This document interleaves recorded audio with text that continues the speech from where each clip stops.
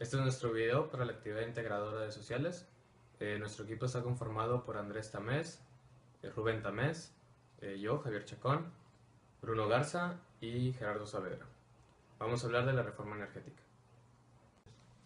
Vamos a comparar la expropiación petrolera hecha por el expresidente Lázaro Cárdenas y la propia reforma energética de Enrique Peña Nieto que propuso el 2013.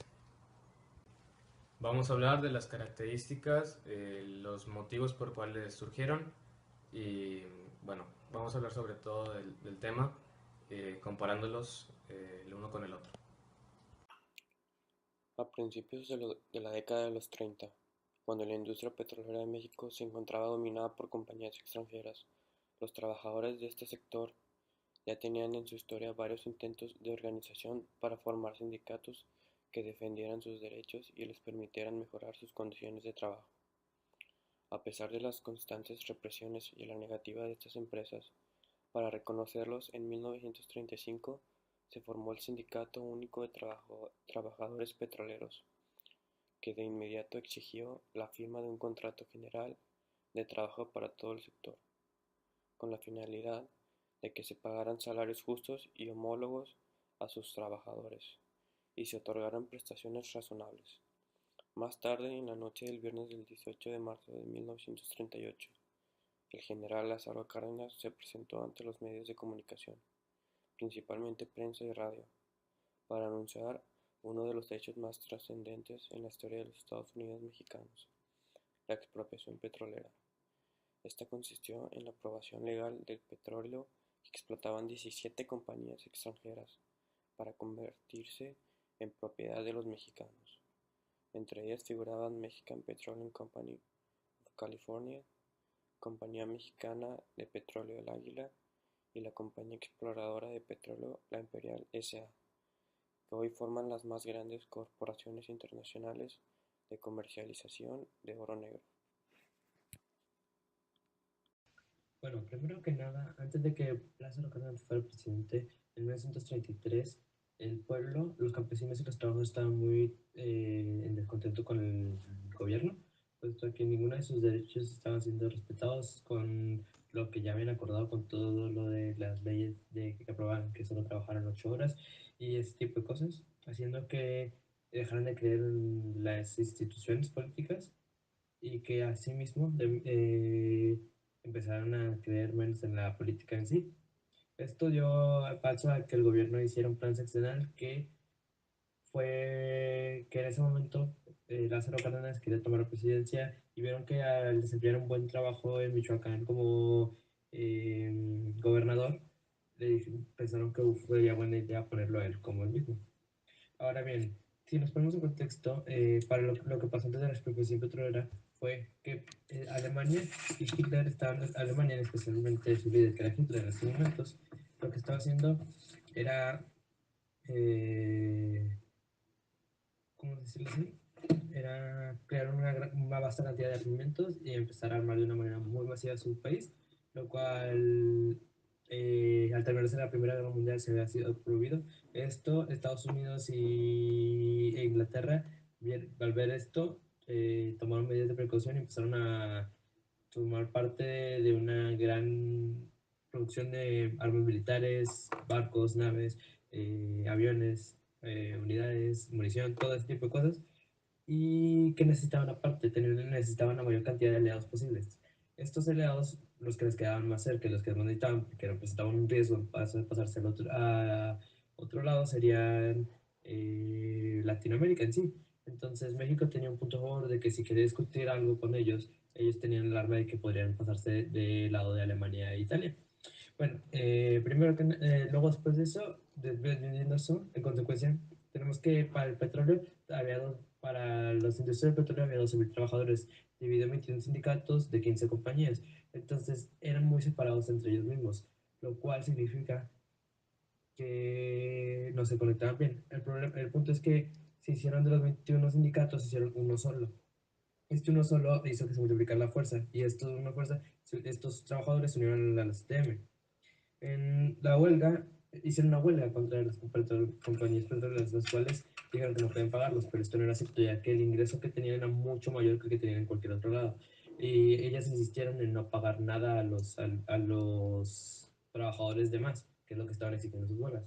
Esto hizo que la Suprema Corte de Justicia pensara en la expropiación del petróleo. Y cuando ellos declararon este hecho de lo que estaban pensando, las empresas intentaron, pues, tragarse sus palabras y arreglar lo que habían provocado. Pero el gobierno mexicano siguió con sus planes y intentaron convencerlos, intentaron presionar a México de que que no les convenía y empezaron a amenazarlo a una gran cantidad de cosas, pero México lo único que dijo después de aguantar fue, aguantar durante mucho tiempo, fue que se unirían a Alemania e Italia y les mandarían el petróleo a ellos, haciendo que pues lo dejaron en paz y así lograron la explotación petrolera. Bueno, yo les voy a hablar sobre la postura que mantuvieron tanto Estados Unidos como México en cuanto a la idea de la expropiación de las empresas petroleras. Primero hay que recordar que México decidió expropiar todas las empresas petroleras extranjeras porque ellos empezaron a cometer algunas injusticias con los empleados mexicanos, como lo era el salario injusto, que esa fue la principal razón, porque ellos simplemente decían que no tenían el dinero, los recursos, como para poder cumplir las necesidades o el salario que los mexicanos, empleados mexicanos, pedían como mínimo para poder trabajar ahí. Y esto se fue a un mayor problema y al final el gobierno decidió expropiar a todas las empresas petroleras extranjeras. Bueno, en cuanto a la postura de México, yo considero que México se mantuvo siempre firme y con una mentalidad ingeniosa.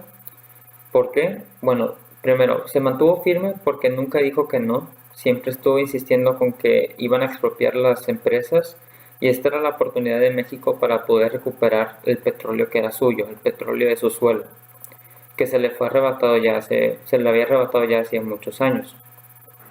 Y también considero que fue algo ingenioso porque México supo aprovechar la situación en la que se veía Estados Unidos.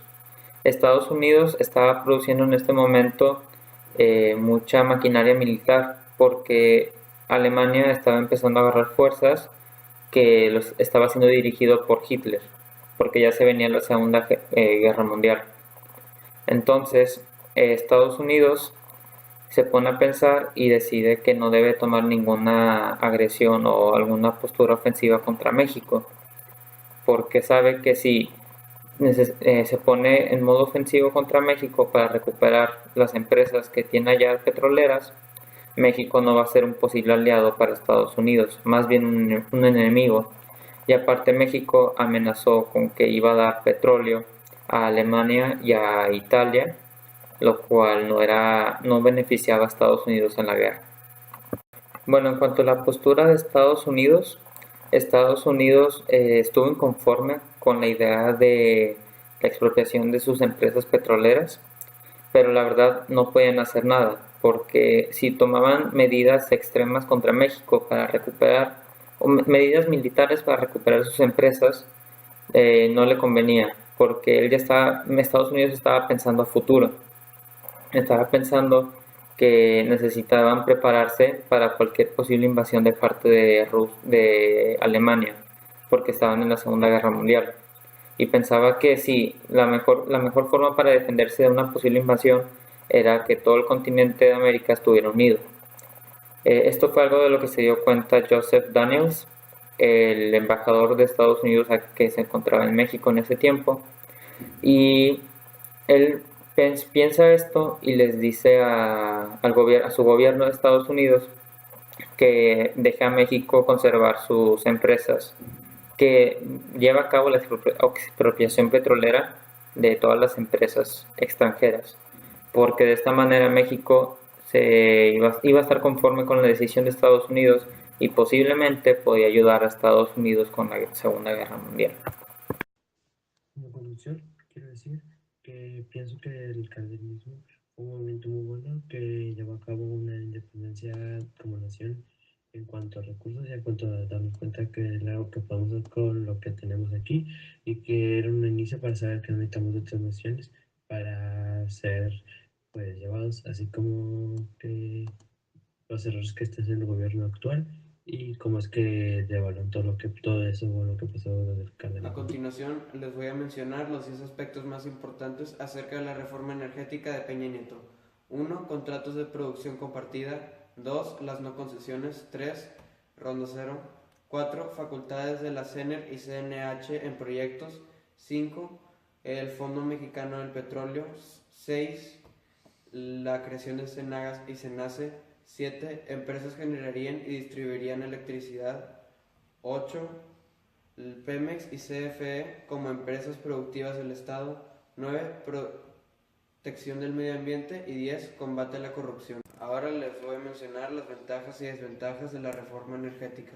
Ventajas: la reestructuración organizacional de Pemex, la inversión en tecnología e investigación. La inversión privada traerá el capital económico e intelectual que la extracción en aguas profundas requiere. La imagen internacional de confianza en México. Ahora las desventajas. La reforma energética permitirá que los extranjeros tengan refinerías. De aprobarse la reforma, no se esperaba cambio sustancial energético en 24 meses. No hay claridad sobre los beneficios y el reparto de utilidades. Pérdida de autonomía. Dependencia de Estados Unidos. Reducción al ingreso presupuestal. Problema que puede ser solucionado con solo una reforma fiscal en Pemex. No se explica con detalle qué se busca con la privatización y la reforma no aborda ni propone solución a la corrupción que hay en Pemex. Ahora, ¿en qué nos perjudica? La reforma energética nos perjudica en el cambio en la forma de fijar los precios, ya que la propia ley de hidrocarburos introduce cambios significativos en la manera de fijar el precio de la gasolina y el diésel. Durante todo el 2014, la Secretaría de Hacienda y Crédito Público será encargada de fijar los precios de la gasolina. Desde el 1 de enero del 2015 y hasta el 31 de diciembre del 2017, los precios los seguirá fijando el gobierno, pero a través de acuerdos que tengan en cuenta la evolución del coste de transportar y distribuir la gasolina.